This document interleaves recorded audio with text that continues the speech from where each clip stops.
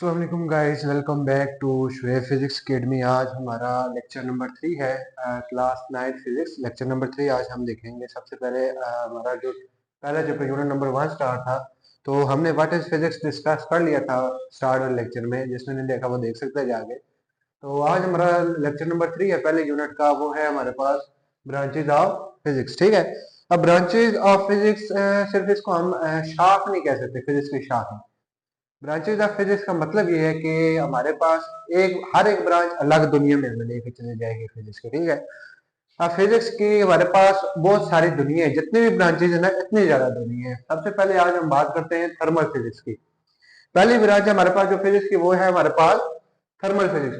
अब thermal physics हमारे पास क्या है जी, which deal with the study of transfer of heat. के हमारे पास ऐसी ब्रांच है ये हमारे पास फिजिक्स की जिसमें हम ट्रांसफर ऑफ हीट को पढ़ते हैं। For example cup of tea आ गई। अब इसको अगर मैं आपको समझाना चाहूँ, फॉर एग्जाम्पल आप लोग रात को सबक पढ़ने के लिए बैठते हैं, तो आपको घर वाले ला के देते हैं कि एक ये कप ले लो, चाय का कप पी लें। रात को कहते हैं कि ये ले, आप एक चाय का कप ले लें बेटा और फिर पढ़ें। ठीक है, ऐसा ही होता है।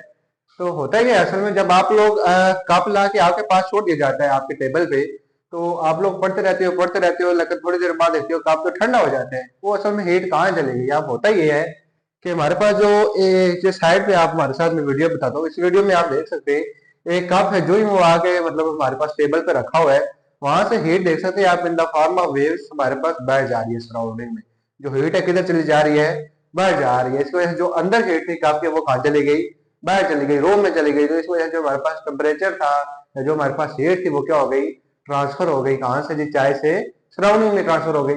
इस वजह से हमारा जो कप है वो क्या हो गया है जी, ठंडा हो गया है। ये हमारे पास ट्रांसफर ऑफ हीट जिसमें हम पढ़ते हैं उसको हम कहते हैं थर्मल फिजिक्स। नाम से पता चल रहा है थर्म, थर्म का मतलब होता है हमारे पास हीट। ठीक है, उसके बाद हमारे पास दूसरी ब्रांच आ जाती है जिसको कहते हैं हम ऑप्टिक्स कहते हैं। अब ऑप्टिक्स हमारे पास कौन सी दुनिया है, ऑप्टिक्स हमारे पास लाइट की दुनिया है। किसकी दुनिया है, लाइट की दुनिया है। अब लाइट कौन सी, ये जो सूरज से आती है ये वाली लाइट, इस लाइट की बात हो रही है। We deal with the study of light and its properties। इसमें हम लाइट को स्टडी करते हैं और लाइट की प्रॉपर्टीज के बारे में स्टडी करते हैं। अब अगर लाइट की प्रॉपर्टीज के बारे में बताया जाए, लाइट की प्रॉपर्टीज हमारे पास कौन कौन सी हो सकती हैं, शायद आपने नाम सुना हो। रिफ्लेक्शन ऑफ लाइट हो सकता है, रिफ्रैक्शन ऑफ लाइट हो सकता है। ये सेक्टर है, ये इसकी क्या चीज हो गई, लाइट की प्रॉपर्टीज हो गई।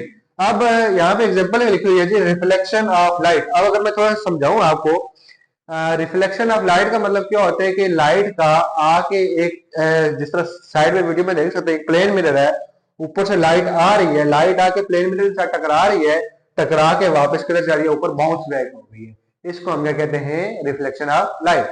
ठीक है, इसे दूसरी एग्जांपल है refraction of light. Refraction of light की आसान सी एग्जांपल ये साइड पे आप देख सकते हैं, जिस तरह एक ग्लास है, एक ग्लास में आप कच्ची पेंसिल डाल के देखो, आपको थोड़ा सा टेढ़ा सा पास नजर आएगा। ये साफ देख सकते हैं आप। ठीक है, ये टेढ़ा, असल में ये पेंसिल टूटी हुई नहीं है। ये जो लाइट है इसकी एक प्रॉपर्टी होती है जिसको हम कहते हैं रिफ्रैक्शन ऑफ लाइट। लाइट को ये बेंड कर देती है, इस वजह से हमें जो पेंसिल है वो क्या, टूटी हुई नजर आती है। ये भी किसकी प्रॉपर्टी है, लाइट की। ठीक है, तो ये जो हमारे पास प्रॉपर्टीज हैं, ये जिसमें हम लाइट को स्टडी करते हैं, इस दुनिया को हम क्या कहते हैं, फिजिक्स की जुबान में ऑप्टिक्स कहते हैं। उसके बाद तीसरी है हमारे पास classical mechanics and quantum mechanics. ये दोनों बहुत इंपॉर्टेंट है। क्लासिकल और क्वांटम फिजिक्स में लोगों को काफी ऊपर लेवल तक चले जाते हैं, लेकिन उनको फर्क नहीं पता होता, बेसिक चीज है। ठीक है, तो आप लोग यहाँ पे देख लें फर्क, ताकि आपको आगे भी काम आए।